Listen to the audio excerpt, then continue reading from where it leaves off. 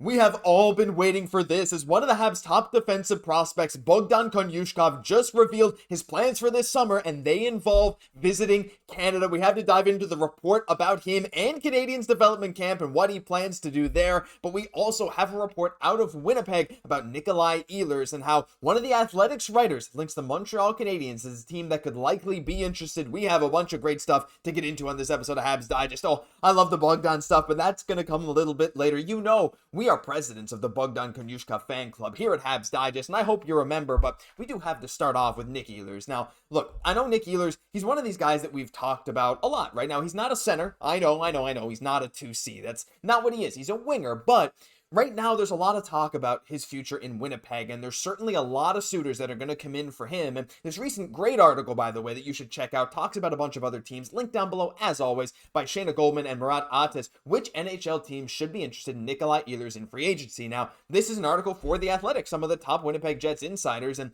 actually, I can bring up the quote here on the Montreal Canadiens section, because there's a full section for it. And they say, as much as the Canadiens are projecting a more conservative free agency approach, this is where someone like Ehlers could make sense. His presence, along with Demidov's, would shift players who slotted into the second line roles into more fitting third line positions. And honestly, I tend to agree in general. Now, again, when we're talking about bringing in talent to Montreal, whether it was Jason Robertson or Claude Giroux or whoever else, Bo Horvat, right? Naturally, when you do that, you bump some of our second line guys down to the third line, and they're definitely not wrong. I mean, over the last couple of years, a lot of our second line talent's not true high-level cup contending second line talent. You know, this year, though, with Ivan Demidov likely being a full-time second liner next year, I can't imagine he'll be anything else. That does change things. Patrick Laine, in theory, could be. He did not show that kind of, that kind of skill level this past year. I mean, the power play specialty was great, but he really wasn't deployed in many minutes. He, I think, would be better suited as a power play specialist third liner this year. And again, we'll see what the future holds for him, but other than Demidov, there's no one guaranteed to fill in on that second line right now. And a guy like Ehlers, who again is in the middle of his prime, he's 29 years old, coming off 63 points in 69 games and having multiple seasons where he's quite close to point per game. He's a 25 to 30 goal scorer. Bringing him in alongside Demidov could make a lot of sense. Where I tend to disagree, though, is the long-term fit for a guy like Nik Ehlers, right? He fixes a problem right now, which is adding higher-end talent to that second line. I think Ehlers would be an unbelievable second-line player. I don't think anyone is doubting that, but the long-term outlook of the Montreal Canadiens, I'm not so sure if in 5 to 6 years, this is something that you want. Look, I think Ehlers' game is actually going to age very, very well. He's the kind of guy that, he is fast, but he's a very smart player. He's very cerebral. So he's the kind of guy that'll have a game that ages very well. I can see him getting 40, 50 points well into his late 30s. So that can make the tail end of the contract that kind of scares Kent Hughes and Jeff Gorton away from these longer-term veteran deals not look as bad by comparison. But again, while I think Montreal should be kicking tires on him, like we've reportedly been kicking tires on Claude Giroux, like I'm sure Kent Hughes is checking out all the players that are available in free agency or via trade that could potentially be fits. I see Ehlers as only a fit if Montreal gets a bargain deal for him. And I'm being honest, Nik Ehlers, he earned my respect, of course, during that Habs-Jets series in that Cup Finals run when he was protecting Jake Evans. I really like Nik Ehlers. I think he would be phenomenal for the culture.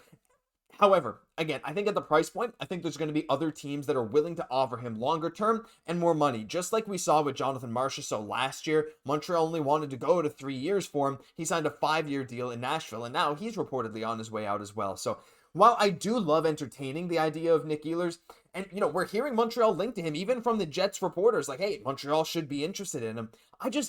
I don't know, unless it's a bargain deal, I don't see the long-term fit, and I don't see Kent Hughes and Jeff Gorton going for it. So, I don't know, I'd love to hear your guys' thoughts, though, because obviously he's a great player. He has a ton of respect league-wide from myself, and I'm sure from a lot of you guys, but I don't know, I feel like there are some other options out there that, if you don't want to rush into a decision, could be a little bit better. But speaking of rushing into, we're going to talk about Bogdan Konyushkov as we have a big report from rg.org. Again, the article is linked down below. They have a lot of great stuff, especially when it comes to Russian players and prospects. They had a lot of stuff on Ivan Demidov when he was over there, but I got to show you guys this. Oh, I'm so excited. We need a Bogdan Konyushkov animation or something like that because our boy is coming over to North America this summer. Not permanently, unfortunately, not yet. But we got to quote here. He said, "I've already received my visa and I will fly to Canada this summer because I didn't have a passport. As soon as I got one, I immediately applied for a visa. He got a passport, he got a visa, and in the article they state that he plans to participate fully in the Canadiens development camp. Now that's coming in July. We're going to see Bogdan. And this is something I'm super excited about because Bogdan Konyushkov, unbelievable player. We can check out his stats here again. He played in the VHL playoffs. He won the VHL championship, getting 13 points in 17 games as a right-hand shot defenseman. I know the KHL stats did take a dip this year. He was the captain last year before Slafkovsky came in and kind of took that captaincy role, kind of lowered Konyushkov's minutes, but Bogdan has been really good when he's been able to show his talents. A +7, 13 points in 17 VHL games. He actually had a funny comment. He said, I don't know if they watched or not. I think talking about the Habs, nobody congratulated me on the cup because they won. They won the whole thing.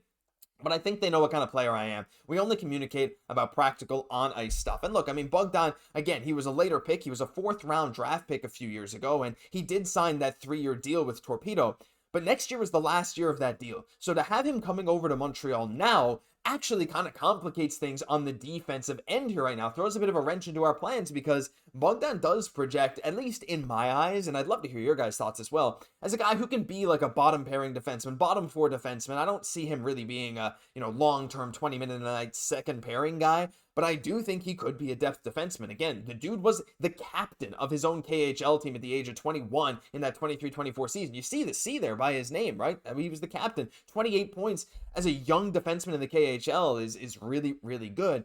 But where this gets complicated is the Habs' defensive future. Now, again, when we're talking about this offseason, you have to imagine that some of these guys are going to be gone. Not even, well, maybe only one of these guys. But again, not all 9 of the defensemen I have shown here are going to be part of the long-term future of Montreal. Ignore Jayden Struble's $1 million cap hit. I just had to put something because he's an RFA. I had to bring him onto the team. Puckpedia, this tool is so awesome on Puckpedia. Go check it out. But regardless, I mean, we know our likely 6 for next year. Matheson, Carrier, Guhle, Hutson, Xhekaj, probably Struble, but then I just have kind of the right shot Reinbacher in there as well because I'm a believer that he's going to be there.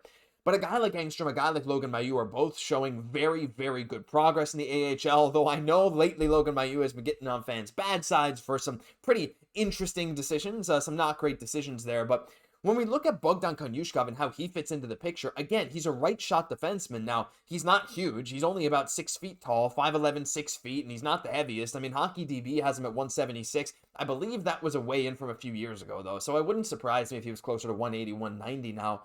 But still, like, bringing him over, having him in that development camp, it does make, not Jason Robertson, not that anymore. It does make a big difference when we're looking at the future of the Montreal Canadiens blue line. Because, again, we're talking about this debate right now about how we have almost too many guys, too few spots to fill. We're going to have to move some guys along. But being able to see Bogdan coming over to North America, see him participate in the Habs development camp is going to give us an actual idea of how he fares next to other prospects, because it's very easy to lose guys, not in translation, it's not what I want to say, but like when they're playing over in Russia so much, and again on different teams against different opponents, and Bogdan, there's some politics in this stuff too. Bogdan does, like, he's not, projecting to be a superstar or anything. There's sometimes his gap control could be better. His speed isn't the highest end, but he's a smart player. He's played some penalty kill. He's played some power play again, and he's a leader. So there's a lot of aspects of his game that could translate, but what we don't see a lot of the time is how that point production in the KHL will translate to an NHL style game. Because again, in the NHL, players are faster, they're bigger, they're stronger. But in the KHL, it's harder to score goals. So again, those 28 points in 60 whatever games is impressive. I'm just really excited to see what he's going to be able to do in our development camp and to finally get some clips of him over here on North American ice. Because the ones in Russia, the highlights, they're quite nice, but I'm just excited to see how he compares, because the Habs D-core moving forward is looking very deep, and that's only ever a good thing, right? Again, if we're talking about trades, like he comes over, has a great development camp, if he says, hey, I'm going to come over to North America after my contract is over, that could be great again. And maybe even if it's not for the Habs, if we don't have the room, could be a trade chip. Same thing with Logan Mailloux, right? So there's a lot of different options here, and I'm just really excited to see what he can do. I'm pumped that he's coming to North America, and I hope you guys are too. And leave your thoughts on this, on Ehlers, on all the latest Habs news down below, because that will do it for this episode of Habs Digest. But hey, if you enjoyed, subscribe to the channel, guys. We're only 50 subs away from 21,000. We sincerely appreciate every single one of you tuning in every single day. I'm your host, Josh Gosse, and I'll catch you in the next one.